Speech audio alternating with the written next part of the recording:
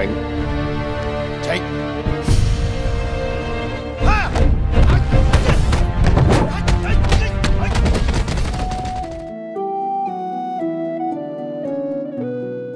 Setelah melawan Jenderal Miura, Ip Man dan keluarga kecilnya dibawa pergi ke Hong Kong oleh teman baik Ip Man yaitu Chow. Namun dalam pelariannya, Chow tertembak di bagian kepala, tapi ternyata ia berhasil selamat dari kejadian itu. Dan dari sinilah cerita Ip Man kedua dimulai. Pada tahun 1950, Ip Man, istri dan juga anaknya kini tinggal di Hong Kong. Pada tahun tersebut mereka mengalami kesulitan dalam keuangan karena Ip Man tidak bekerja. Untuk mendapatkan uang, Ip Man berniat mendirikan sekolah seni bela diri Wing Chun untuk pertama kalinya. Ia dibantu oleh temannya yang kebetulan berasal dari Foshan, bernama Leung Kan. Leung menemukan tempat yang harga sewanya murah, namun tempat itu terletak di atap gedung kontrakan milik Ibu Lina. Keesokan harinya Ip Man mulai membuat dan menyebar brosur perguruannya. Namun sampai saat ini belum juga ada calon murid yang datang. Saat hari menjelang sore, Ip Man memutuskan untuk pulang ke rumah. Namun dalam perjalanannya, ia mendapati istrinya yang sedang hamil anak kedua sedang antri mendapatkan makanan. Ip Man pun meminta istrinya untuk beristirahat dan memijat-mijat kakinya agar tidak terasa sakit. Putra Ip Man yang bernama Ip Chun kemudian memberitahu mereka bahwa uang bulanan sekolah belum dibayar. Dengan terpaksa, Cheung pun mengambil uang simpanan mereka demi pendidikan sang anak. Pada saat itu ibu kos juga menggedor-gedor pintu untuk menagih uang sewa kontrakan. Namun karena uang sewa tak cukup, Cheung pun meminta Ip Man agar jangan pergi membuka pintunya. Hal itu pun membuat Ip Man merasa tersentuh dan hanya bisa merenung dengan keadaannya yang sangat menggembirakan bagi orang-orang yang tak suka dengannya. Singkat cerita, keesokan harinya, saat Ip Man sedang duduk sambil menunggu calon murid, seseorang penggede gedung bernama Bibi Mei meminta izin Ip Man untuk membuang kotoran air cuciannya di tempat latihannya. Tentu saja Ip Man mengizinkan Bibi Mei dan malah membantu membuang kotorannya. Tak lama kemudian seorang pemuda bernama Wong Song Lung datang mencari Ip Man. Ip Man mengira kalau Wong hendak menjadi murid pertamanya. Namun ternyata kehadiran Wong kesini malah ingin mengetes kemampuan Ip Man dengan menantangnya berkelahi. Ip Man pun menerima tantangan tersebut dan mulai menyerang Wong dengan serangan ringan. Wing Chun, Ip Man.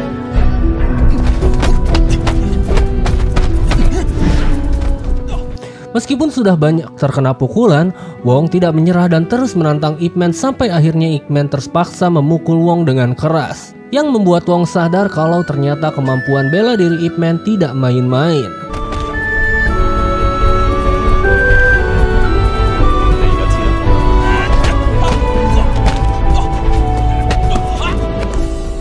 Bukannya menjadi murid, Wong malah pergi begitu saja, yang membuat Ip Man merasa sedih. Namun sore harinya, saat Ip Man hendak pulang, Wong datang kembali sambil membawa 3 temannya. Kedatangan mereka kali ini lagi-lagi hanya untuk mengetes kemampuan Ip Man. Dan tanpa pikir panjang, Ip Man pun langsung menghajar mereka semua dengan sangat mudah.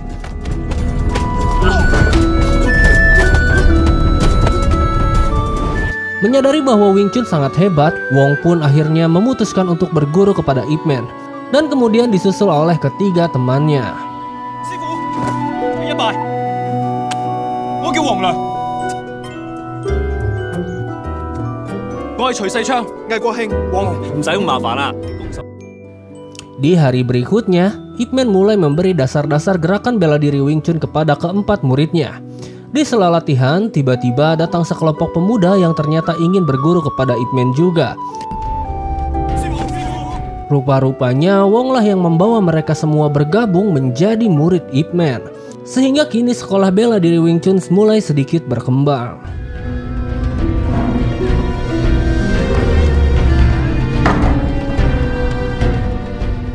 Singkat cerita, pada suatu hari, Cheung mengunjungi Ip Man dan memintanya untuk menarik uang latihan dari anak-anak karena mereka sudah sangat membutuhkan uang. Ketika pelatihan selesai, Ip Man mulai menagih uang pelatihan kepada murid-muridnya.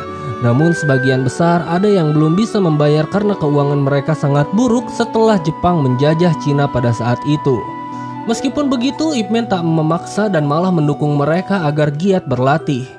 Setibanya di rumah, Chong Wing marah-marah karena uang pelatihannya sangat sedikit dari semua yang sudah terkumpul. Namun bagaimanapun kondisi ekonomi di Cina saat itu memang sedang tidak baik-baik saja. Malam harinya, saat Ip Man sedang membeli sesuatu, ia tak sengaja melihat seorang gelandangan yang mencuri dagangan orang lain. Ip Man pun mencoba menyelamatkan gelandangan itu dari amukan massa.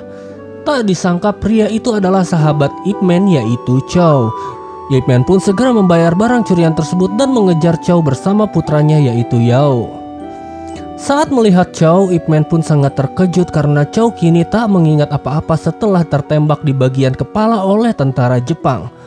Hal itu membuat Ip Man merasa bersalah karena Chow rela tertembak demi menyelamatkan dirinya dan juga keluarganya.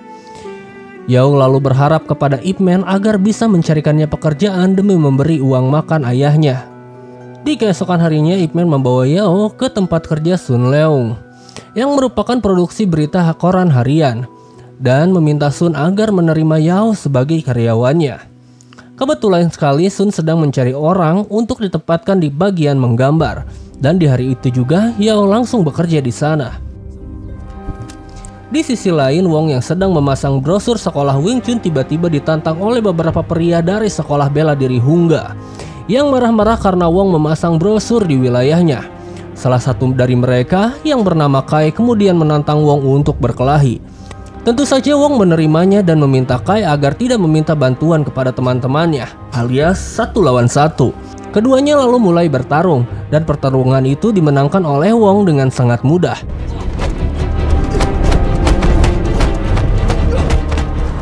Namun teman-teman Kai tak terima dan langsung mengeroyok Wong hingga babak belur. Tak lama kemudian, teman-teman Kai mendatangi tempat latihan Ip Man dengan tujuan untuk meminta uang tebusan karena Wong ada di tangan mereka. Mendengar hal itu, Ip Man pun langsung pergi ke tempat yang dituju, yaitu di pasar ikan. Di sana ia bertemu dengan beberapa murid Hungga yang sedang menyekap Wong di dalam air. Kai kemudian meminta Ip Man untuk memberikan uang tebusan. Namun Ip Man menolak, yang membuat murid-murid Hungga menyerang Ip Man secara berbarengan.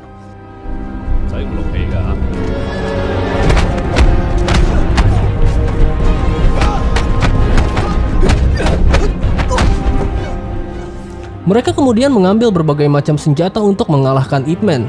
Tak cuma itu, murid Hungga yang tadinya sedikit kini mulai bermunculan banyak untuk melawan Ip Man. Namun Ip Man tak gentar dan terus menghajar semua murid-murid Hungga tanpa cedera sedikit pun.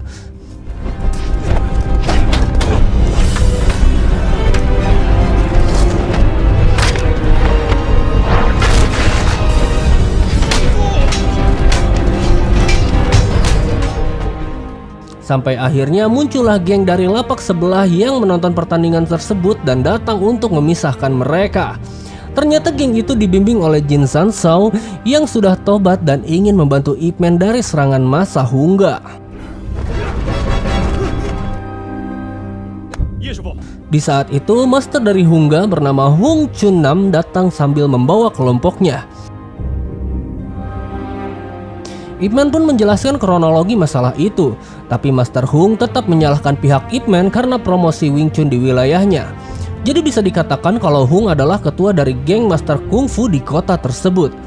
Hung memberitahu Ip Man bahwa jika ingin membuka sekolah bela diri di kota ini, maka Ip Man harus melawan para master di kota tersebut untuk menguji kemampuannya. Lalu seorang polisi sekaligus teman Hung bernama Fatso kemudian menangkap Ip Man, Wong, dan Jin karena telah membuat kerusuhan. Setelah kejadian itu, Master Hung dan Fatso diam-diam bertemu dengan Inspector Wellens yang merupakan perwira senior Inggris yang suka korupsi. Keduanya lalu memberikan uang perlindungan yang mereka kumpulkan dari tokoh-tokoh lokal dan juga berbagai macam sekolah seni bela diri.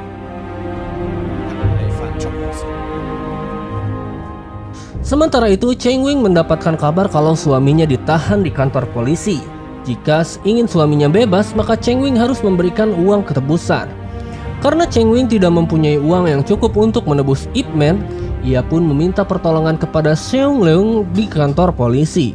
Saat sedang ditahan, Ip Man dan Jin mendongeng tentang masa lalu mereka, di mana salah satu kuping Jin tidak bisa berfungsi setelah disabat oleh Ip Man di film sebelumnya. Jin juga menceritakan kisah hidupnya yang sudah tobat setelah menikah dan memiliki seorang anak. Di saat itu juga, Chang Wing datang untuk menebus Ip Man. Kemudian disusul dengan istrinya Jin yang datang untuk membebaskan suaminya. Sementara itu, Wong tidak bisa dikeluarkan karena tidak ada yang menebusnya. Melihat tidak ada uang untuk menebus, Jin pun meminta uang istrinya agar diberikan kepada Ip Man untuk membebaskan muridnya. Keesokan harinya, Ip Man pun menghadiri acara untuk menghadapi master bela diri di kota tersebut. Di sana sudah disiapkan meja bundar yang dikelilingi kursi terbalik. Yao juga sudah berada di sana untuk mendokumentasikan paman Ip Man. Master Hung kemudian memberitahu tata cara pertarungannya, di mana jika Ip Man mampu bertahan atau memenangkan pertandingan, maka semua master di kota ini akan memanggil Ip Man sebagai Master Wing Chun. Ip Man lalu naik ke atas meja tersebut dan bersiap melawan para penantang. Lalu salah satu master yang bernama Luo kemudian naik ke atas meja untuk melawan Ip Man. Dan pertarungan pertama pun dimulai.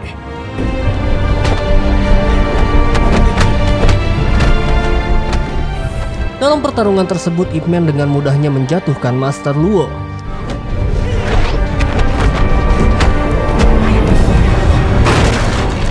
Setelah Master Luo kalah, seorang master bernama Chang kemudian naik ke meja untuk mengalahkan Ip Man.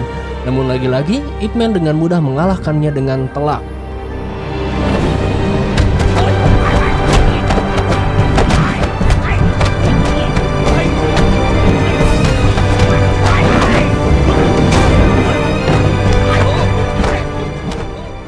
Melihat kemampuan Ip Man, para master di sana pun tidak ada yang mau menantang Ip Man lagi. Akhirnya mau tidak mau Guru Hung pun maju untuk menjadi penantang terakhir.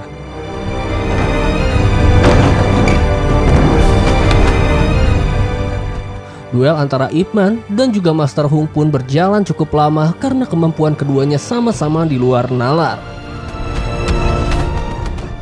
Pertarungan tersebut sangat sengit, bahkan meja yang dipijak mereka pun patah menjadi dua, yang artinya hasil dari keduanya adalah imbang.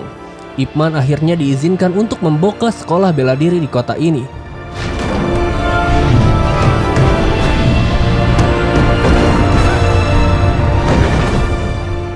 Namun Hung menyarankan Ip Man untuk rutin membayar iuran demi perlindungan. Tentu saja Ip Man menolak untuk membayar iuran tersebut.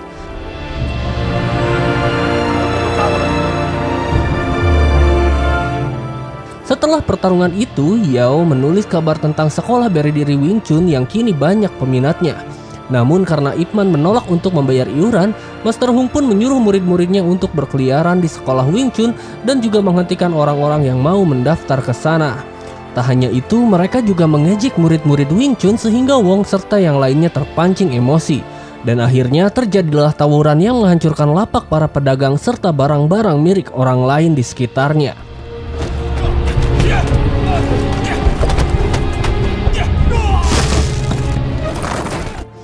Akibat dari kerusuhan itu, Ip Man terpaksa disuruh minggat oleh pemilik gedung yang tak memperbolehkan mereka ngontrak di tempat itu lagi.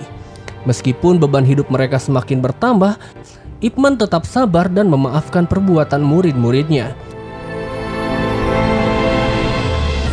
Ip Man lalu menemui Master Hung untuk meminta agar murid Hung tidak mengganggu murid-muridnya lagi. Ip Man juga menegaskan kalau ia tak akan mengeluarkan uang untuk membayar iuran yang tak perlu. Apalagi uang itu nantinya dikasihkan kepada orang-orang barat.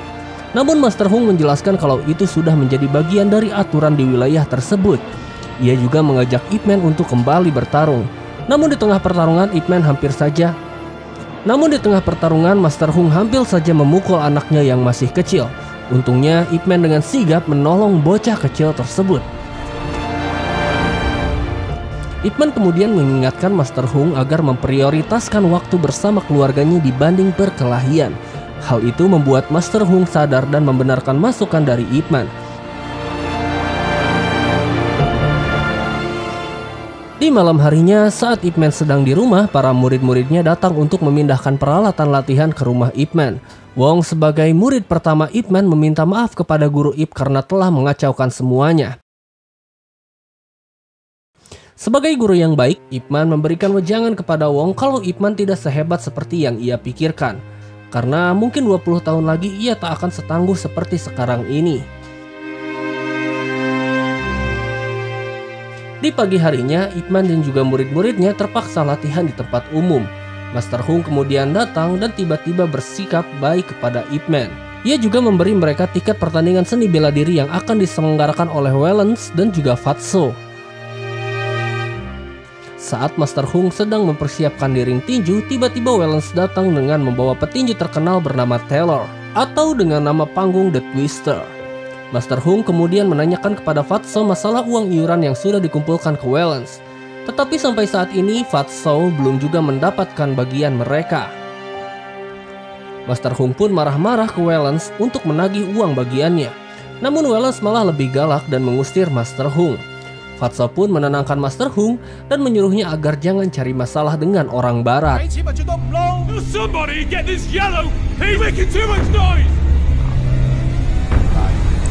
Akhirnya hari pertandingan tinju pun telah tiba.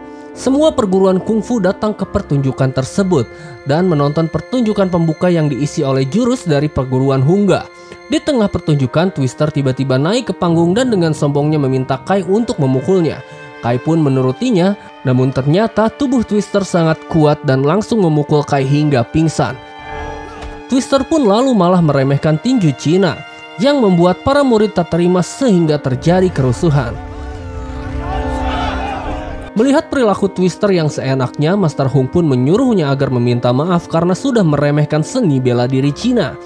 Namun Twister dengan angkuhnya menolak meminta maaf, kecuali jika ada yang bisa mengalahkannya. Maka Master Hung pun maju untuk melawan Twister pada hari itu juga.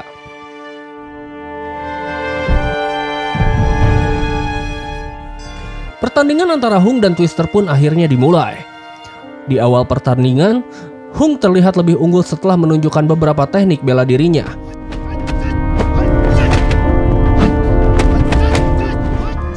Saat babak pertama selesai, Ip Man memberikan masukan kepada Hung agar menyerang Twister di bagian otot-otot tangannya.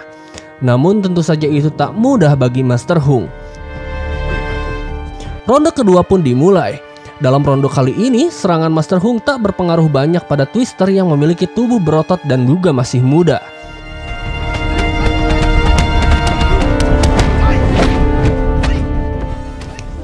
Master Hung yang ternyata memiliki asma mulai ngos-ngosan dan terpaksa menerima pukulan keras dari Twister.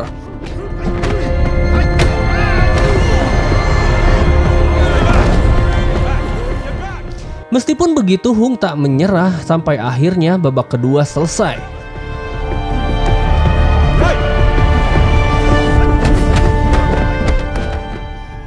Ip Man lalu meminta Hung untuk menyerah saja, tetapi Hung menolak karena ia tak terima seni bela diri Cina diinjak-injak begitu saja.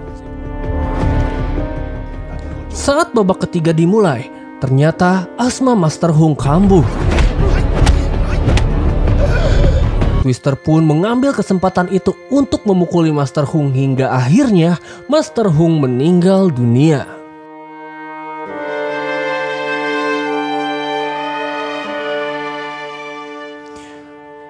Singkat cerita, berita kematian Master Hung pun menyebar di mana-mana yang membuat masyarakat Tiongkok marah besar, termasuk Ip Man dan juga para Master Kungfu lainnya. Selain itu, Wellens juga ditegur atasannya karena kini warga Cina menyalahkan mereka atas kematian Master Hung.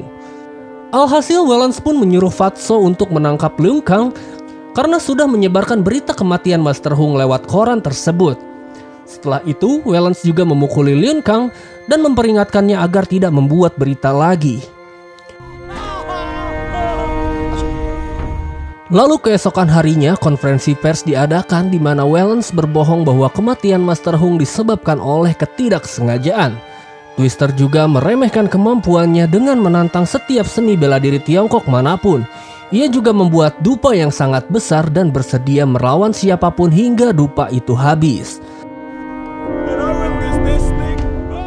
Di tengah itu, Ip Man datang dan menegaskan kepada Twister bahwa dupa bukanlah candaan, melainkan sebuah tradisi untuk menghormati leluhur mereka.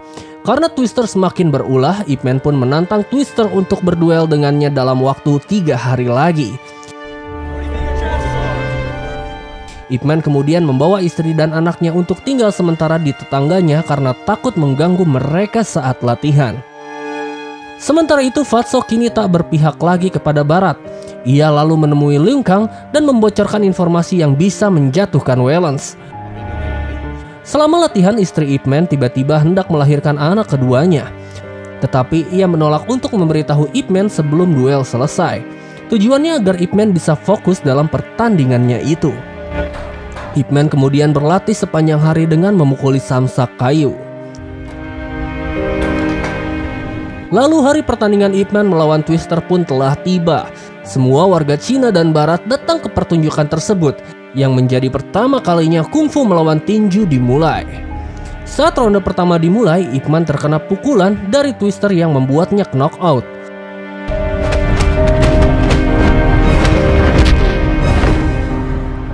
Namun Ip Man tak menyerah. Ia bangkit kembali dan melawan Twister dengan serangan kaki sampai membuat Twister kelayangan.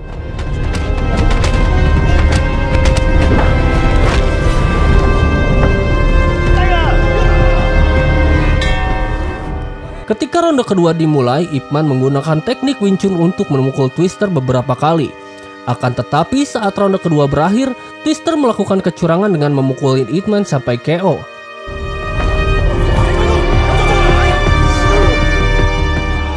Anehnya, para juri yang merupakan bule tidak menegur Twister dan membiarkannya begitu saja. Mereka juga kembali mengeluarkan statement kalau Ip Man tak boleh menendang atau menggunakan kakinya. Jika dia menggunakan itu, dia akan didiskualifikasi.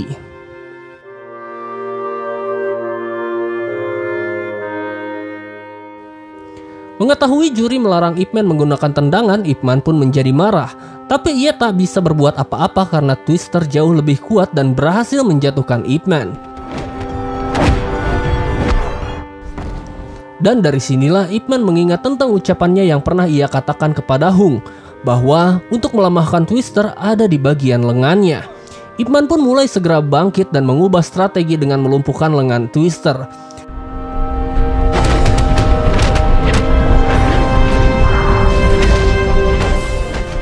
Ternyata strategi itu berhasil melemahkan Twister, yang membuat Ip Man secara luas memukuli Twister dengan puluhan kali hingga membuat Twister tak sadarkan diri.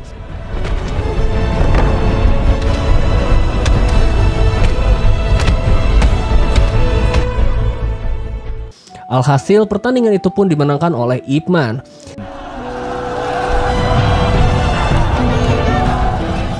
Semua warga Cina bersorak untuk kemenangannya. Sedangkan Wellens ditangkap atas tindakannya karena sudah korupsi dan menyalahgunakan kekuasaan. Informasi itu dibenarkan oleh Fatso. Ip Man lalu memberi kata-kata mutiaranya kepada penonton agar saling menghormati satu sama lain, meskipun adanya perbedaan ras, suku, budaya, maupun status sosial. Setelah pertandingan selesai, Ip Man kembali ke rumah untuk mendapatkan anak keduanya yang bernama Ip Ching sudah lahir.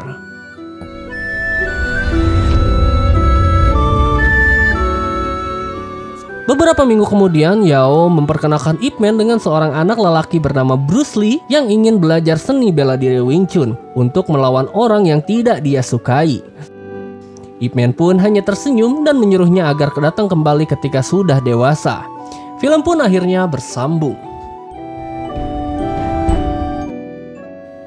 Itulah alur cerita Ip Man 2. Semoga kalian terhibur dengan alur cerita yang saya buatkan. Mohon maaf jika ada kesalahan dalam penyampaian ataupun dalam penyebutan nama. Saya Panji, terima kasih dan sampai jumpa di film Ip Man ketiga.